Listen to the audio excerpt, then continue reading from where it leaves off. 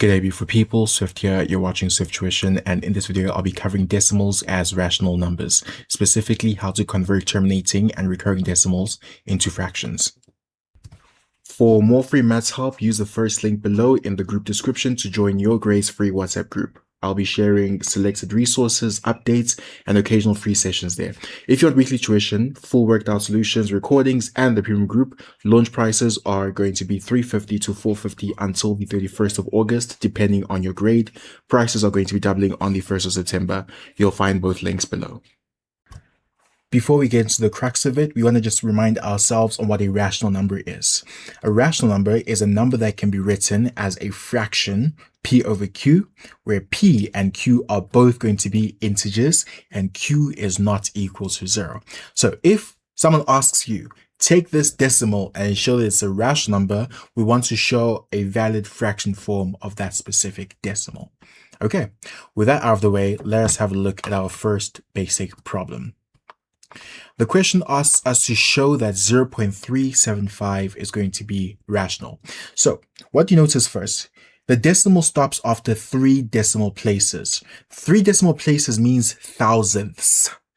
In other words, you can write it as something over 1,000, right? Because 1,000 has 3 zeros. If it had 2 decimal places like 0.37, for example, then it can be written as a decimal over 100, right? Hundredths, right? Because again, 100 has 2 zeros. Okay, so 0.375 is equal to 375 over 1,000, and you can stop there, right? And once you've already shown that specific fact, then you've already shown that it can be written as a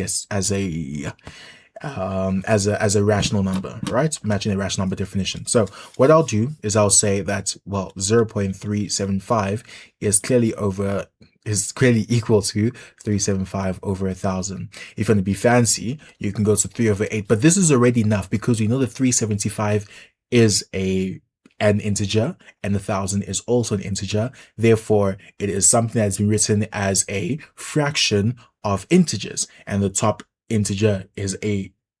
number is an integer, the bottom number is an integer, and the bottom number is not equal to 0, so it fits the definition, right? And if you want to be specific or simplify rather, that'll be 3 over 8, but already by 375 over 1,000, you've already shown that. So you could theoretically just stop there, unless the question asks you to write it as a fraction in its simplest form. And obviously, that's another question altogether, okay?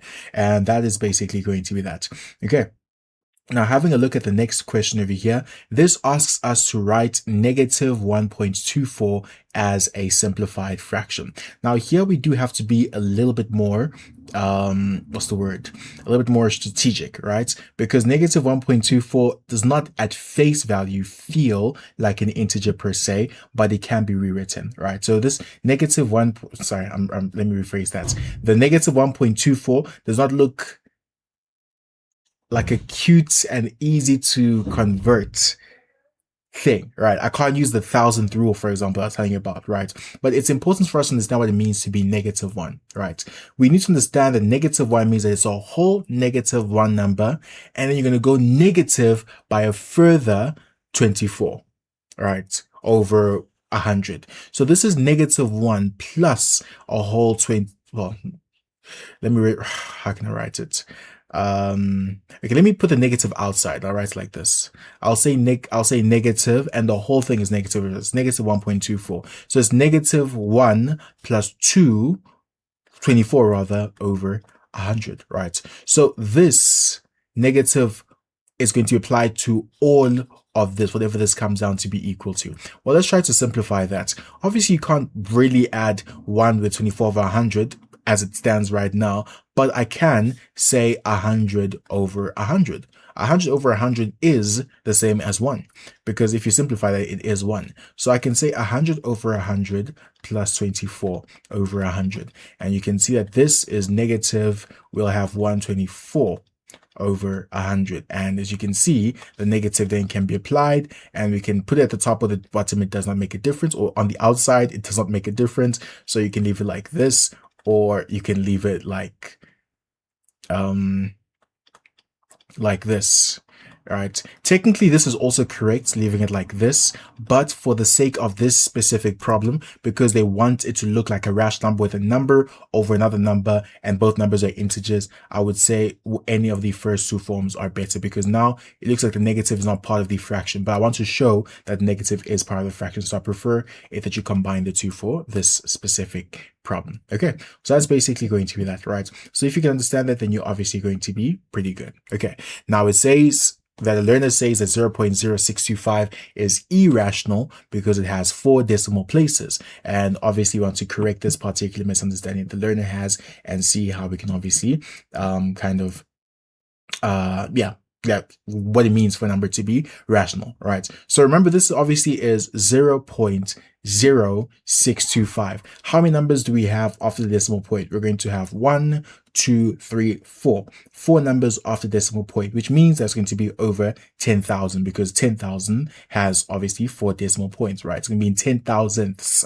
So this is going to be 0.0625. That's the same as basically having 625 over 10,000, right? We don't count this first zero. Of course, technically, if you were to put it over here, yeah, sure, but it's the first zero, so we know that it falls away. So that's basically going to be that. So just because it's going to be a decimal does not mean it's going to be irrational. So please do bear that in mind and don't confuse those two in your noggin. All right, now we're going to get into where it gets a little bit more interesting, which is to take a problem such as this, the 0.7, and convert it to a fraction using what is known as the X method. Okay, so 0.7 at first glance is not something that you can really use as a cute decimal. What I'm trying to say, we can't use 0.7 as it stands right now and kind of convert it into a fraction. Okay, we know that 0.7 recurring like this as it stands is 0.777777, so on and so forth, right? I can't use the trick of counting how many numbers I have after decimal point and dividing by obviously that 100 or that 1,000 or that 10,000 or that 100,000 whatever, right? I can't do that because of the fact that it's going to be recurring. What I can do is I can cheat a little bit, right? And I'll cheat a little bit by saying that X equals the recurring decimal. Whatever that recurring part is going to be, I will set X to be equal to that, right? It'll make sense in a bit. So what I'm going to do is I'm going to say, okay, let X be equal to 0.7 recurring, right? Now I want to basically multiply for as much as the first recurring block begins, right? So in this case over here, the recurring only happens by the 7. So I can just multiply by 10, because if I have 10x, I'm going to have I'm not going to have 0. I'm going to have 7.7 recurring, right? So if x is equal to 0.7 recurring, 10x must be 7.7 recurring, right? So 7 or 7.777, you get the idea, right? But have a look at how I would line this up. Let's say I was doing a subtraction. I've got 7.77777 going on, all right? And I'm going to have over here minus 0.777777 going on, right? Have a look at that. This 7 subtracts this 7, this 7 subtracts this 7, this subtracts this 7, this subtracts this 7, this subtracts this 7, this subtracts this 7, and this just becomes a 7 minus 0 is just going to be 7. Okay, which means that if I take 10x and I subtract it by just an x, I get what? I get 0.7. No, I do not. I get 7. I just get 7. Which is going to be, I get 9x. I'd rather say, okay, I know how to put this. Okay, let me just say it's going to be 7.7 recurring minus 0.7 recurring, which means that 9x is going to be equal to simply 7. But the original problem was obviously this x. X is equal to 0.7 recurring. So I want to basically get back to what x is. And look at that. X is equal to 7 over 9. 7 is an integer, 9 is an integer, and I've written 0.7 recurring as an integer, 7 over 9. You can see no amount of going 777 divided by 1,000 would have gotten me to the answer, right? Because this is going to be obviously just 0.777, right? But I want to imply that's going to be recurring. So I had to figure out a bit of a trick to be able to figure that out. So do obviously think about that. And yeah, that should help you obviously wrap your head around that. We'll look at the next problem just so we can make sure it's not a fluke and we can actually repeat this particular thing. All right, this is 0.23 recurring. We want to be able to apply that. So again, I will say x is equal to 0.23. Now, if I do 10x specifically, that's going to be a bit of a problem. So look at 10x. 10x is equal to 23.23. No, it's not. It's not. 10x is going to be 2.32323. All right, so I'll just make that recur. Okay, so that's basically going to that. So 0.23 recurring, and obviously it's, well, I should probably just stop at the 3 too. That should be fine. 3, let me just say 323. All right. Okay. I mean 32 is fine. I'll just leave it at 32. Let me say 323. All right, we'll do that. We'll do that. It doesn't make a difference, but you understand where I'm going with this just now. Now, if I were to say 10x minus obviously x, I'm going to get 2.32323, so on and so forth, right? And here I'd get 0.23232. Now, as you can see over here, it does not line up nice and cute. There will always be something, right? If I have over here, this one will go to 2, this one will go to 3, right? So I'd have to basically do, like, for example, here I'd subtract 1, that becomes a 2, this becomes, I think that'll be 12, 11, 10, 9, right? You get the idea, right? It's not going to work, right? In fact, you can't even do this because obviously it's going to keep on going on this way. So you don't even know who you're borrowing from. This guy has already been borrowed from this guy. Point is, you can't do this. So you want to be able to try to keep the recurring block inside of the decimal thing, but the recurring block has to be nicely in the decimal portion, right? So we'll look at that from this perspective. Let me remove that. Yeah, let's remove that. Okay, so what we'll do instead is we'll say 100x instead, all right? Because if I say 100x, now this becomes obviously the decimal point goes up 2 positions, and it's going to be 2, 3. And now look at this. It matches up perfectly. 2, 3. And this guy will go 2, 3. This guy will go 2, 3. This guy will go 2, 3. This guy will go 2, 3. This guy will go 2, 3. This guy. You get the idea. So then I can basically say 100x minus x, because that will just basically be 23.23. 2, 3. I'll just put a couple 2, 3, and this will be 0.2323. You get the idea. 2, 3. And look at that. The 3 cancels out with the 3. It's going to keep on going, obviously, but it doesn't matter because the 3 cancels out with the 3. All right, and cancel, cancel, cancel, cancel, cancel. Obviously, 0.32, and that becomes obviously something a whole lot nicer. So I can do then is I can say therefore 100x minus x is equal to 23.23 recurring minus 0.23 recurring, and that's clearly 99x, which is equal to 23, and therefore x is going to be 23 over 99, and that's going to be your answer. So that is just something to bear in mind. Okay. Next problem asks us to convert this, and we want to multiply by 10 because it's going to align the recurring sixes. We always want to align the recurring sixes. All right. So in this particular case, I have 1.6 recurring. All right. And I'll let that be equal to x, and 10x is going to be 1.6 recurring. As you can see now, the recurring portions are going to be aligned, right? So no, it's not. It's going to be 16.6 recurring, right? But regardless, the recurring portions are going to be aligned, right? So now I can say 10x minus x, and that's just basically all the 6 point are going to cancel out with this 6 point and that'll basically be equal to obviously 10.6 recurring minus 1.6 recurring. That gives me 99x is equal to obviously 10, right? And then therefore x is equal to 10 over 99, right? Fairly straightforward. And obviously I feel like I'm tripping. It is 16, sorry. It is 16.6 recurring minus 1.6 recurring. That gives us 15.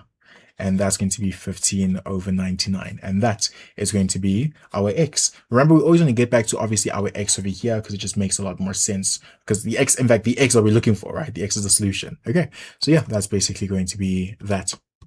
Okay, I'm not going to do all of these just because of obviously the time and such, but all the solutions are available on the premium course. But you can get this document 100% free. Just check the link to the WhatsApp group chat in the group in the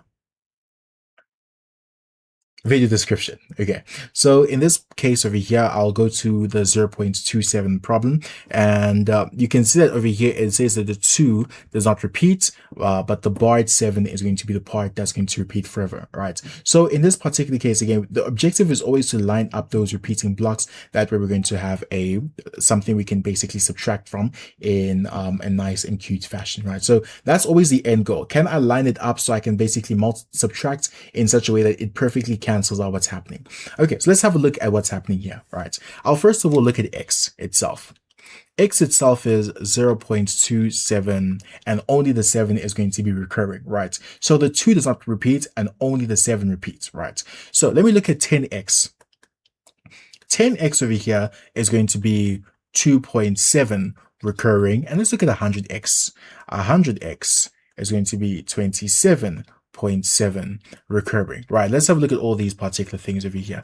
You'll notice that I have x, which is 0.27 recurring, but this 2 is annoying, right? So I multiplied it by 10, but this is 2.7 recurring. Let me try and line them up. This is going to be 2.7, and it's going to go 7, 7, 7, 7, 7, 7, and I'm going to try and subtract 0.27. You can see it's not going to work over here, right? It's going to be a bit of a problem because over here I'll have 7 minus 2. Let me think about that. All right, so I'll have 0.2.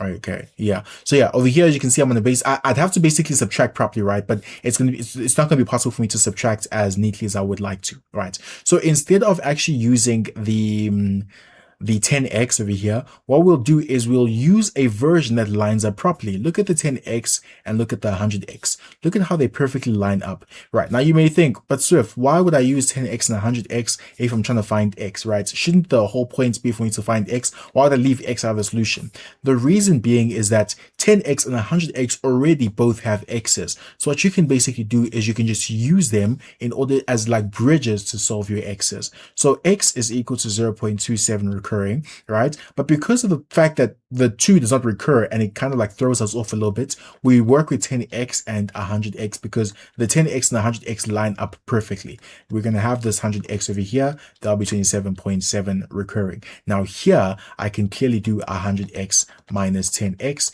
That will give me 27.7 recurring, obviously minus 2.7 recurring. And this is 90x, which is going to be equal to, well, 27 minus 2 is going to just be 25, and the 7 recurrings and the 7 recurrings perfectly cancel out. So I'll just say 0.00, so on and so forth, right? And this 90x is equal to 25. Therefore, x is equal to 25 over 90. And if you want to be fancy, that's going to be 5 over 18. And that obviously perfectly passes the vibe check. Okay, and that's basically going to that. So as long as you're able to apply your things accordingly, then you're pretty much going to be fine. Okay. And then, yeah, I think that's about it. I think, yeah, I'll leave this one, the 2.345, because it's a very basic, just iteration of the previous problem over here. The way you'll check that's the right answer is by just plugging it inside your calculator and seeing if you can, if after you've figured out your solution, if you're actually gonna be able to get to the final answer, right? But do think about that. Think about obviously multiplying by 10, think about multiplying by 100, think about multiplying by 1,000, right? And try and see how that can basically work out for you. And yeah, that should basically give you the answer. Okay, cool.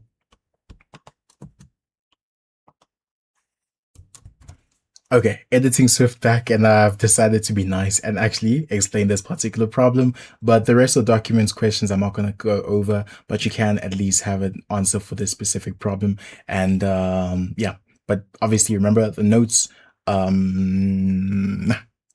include solutions to all of these in case you want to obviously practice your things a little bit deeper.